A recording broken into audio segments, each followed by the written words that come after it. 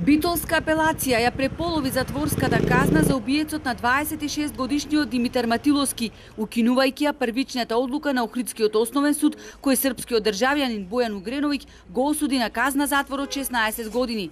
Трагедијата да биде уште поголема од убиецот кој до смрт го претепа младото момче, чиј живот згасна за време на новогодишната ноќ во 2016 година, нема ни трага ни глас. После година и пол од кога Охридскиот основен суд донесе решение на српскиот државјанин да му се суди во отсуство и одреди мерки на предпазливост, лицето да не ја напушта Македонија, одземајќи му ја патната исправа пасош, за органите на прогонот тој се уште е недостапен.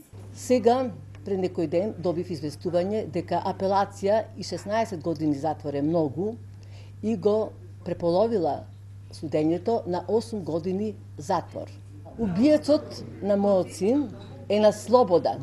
Него никој не го бара, нема меѓународна потерница, за органите на прогонот тој не е достапен. Убиецот доби можност да се брани од слобода, бидејќи судот му го укина притворот согласно законот за кривична постапка. Тој се појави само на првото рочиште и го снема. Единствена утеха на мајката која доживеа најголемата душевна болка е пишувањето. Тој веќе не пребол по синот, кој никогаш повеќе нема да го види. Драгица го преточи во третата книга Мојот живот после изгубен живот. Убија едништана дете од 26 години, да се жени, да работи, да има дечиња, да се прави свадба.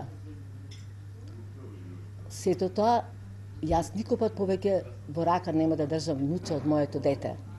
Убиецот на мојот син, реков, губи мојот син, ме уби мене и ме ја затвори куќата.